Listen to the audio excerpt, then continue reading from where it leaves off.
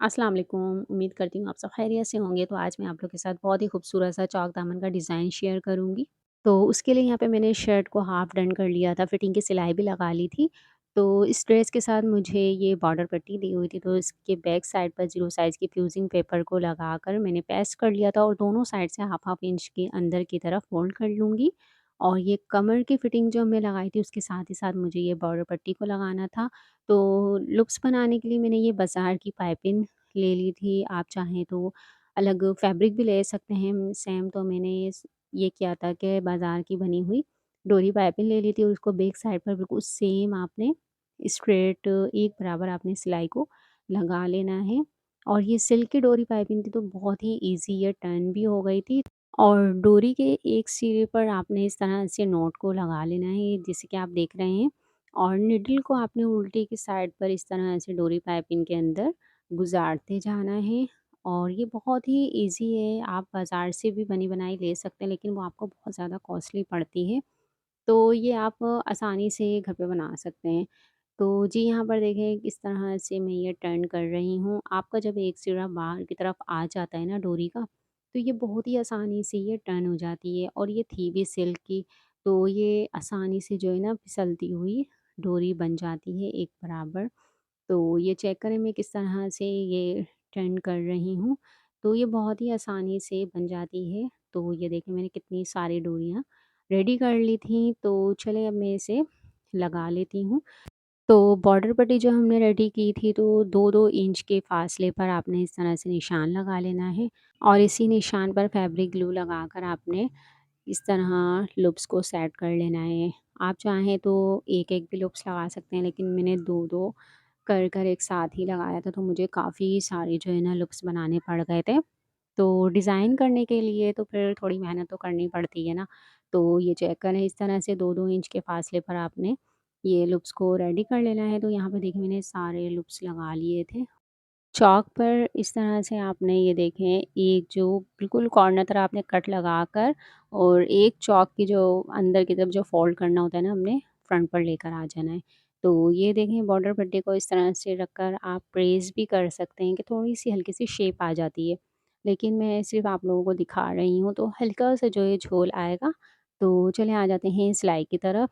तो ये कमर की जो हमने सिलाई लगाई थी फिटिंग की उस बॉर्डर पट्टी को आपने इस तरह से रखना है। तो सबसे पहले हमने फिटिंग के साइड पर ये सिलाई लगाते जाना है। जो हमने सिलाई लगाई थी फिटिंग की बिल्कुल उसी के साथ ही इस बॉर्डर पट्टी को रखते जाना है।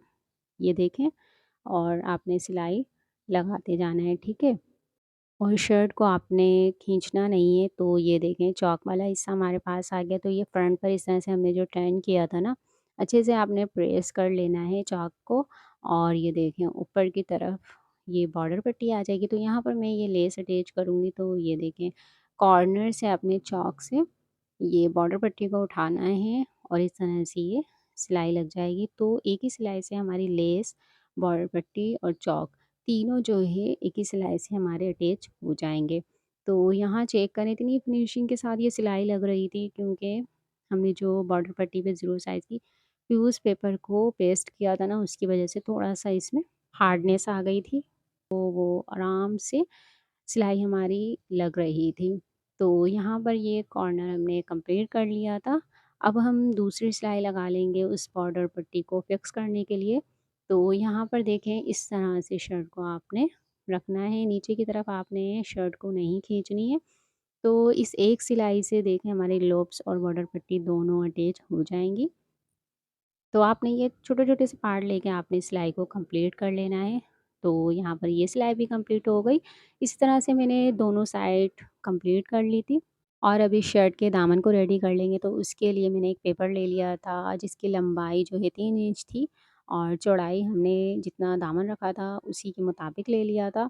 और आपने देखा पेपर के साथ मैंने हाफ़ इंच के करीब एक सीधी लाइन मार्क कर ली थी ताकि उसी के ऊपर मैं इस लेस को रखती जाऊँ। और ऊपर देखें मैं किस तरह से लूप्स रख रही हूँ। और यहाँ ये बता दूँ कि लेस की सीधी साइड नीचे की तरफ है और उल्टे साइड ऊपर है। तो इस तरह से पौने की पिंच पर जो हमने निशान लगाया था, उसी के साथ-साथ देखिए मैं किस तरह से डोरी को रखते जा रही हूँ और लेस के ऊपर आपने सिलाई को लगा लेना है। जितनी आपने लेस को हाइड करनी है उतनी आपने ये सिलाई लगा लेनी है। तो यहाँ पर देखें पेपर पर ये लेस और डोरी पाइपिंग लगा ली थी मैंने और अब दामन के सीधी साइड पर इस पेपर को इस तरह से रखना है और आपने जो सिलाई लगाई थी ना, उसी के ऊपर आपने इस सिलाई को दोबारा से लगाना है। तो यहाँ पर देखिए मैंने ट्राउज़र का फैब्रिक ले लिया था, प्लेन फैब्रिक।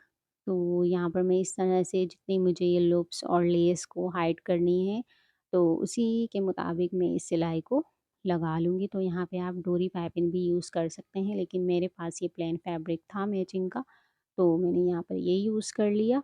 और दामन के दोनों साइड पर आपने 1-1 इंच कपड़ा एक्स्ट्रा छोड़ना है और इस तरह से सारे पेपर को मैंने निकाल लिया था और अच्छे से आयरन कर लेंगे। तो यहाँ चेक करें मैंने किस तरह से अंदर जो हमारा एक्स्ट्रा फैब्रिक था, इस तरह से फ़ोल्ड कर लेना है और ये सिलाई को लगा लेना है। तो यहाँ पर देखें दूसरे साइड पर मैंने किस तरह से फ़ोल्ड किया है, आप देख सकते हैं। और यहाँ पर आप तुरपाई भी कर सकते हैं।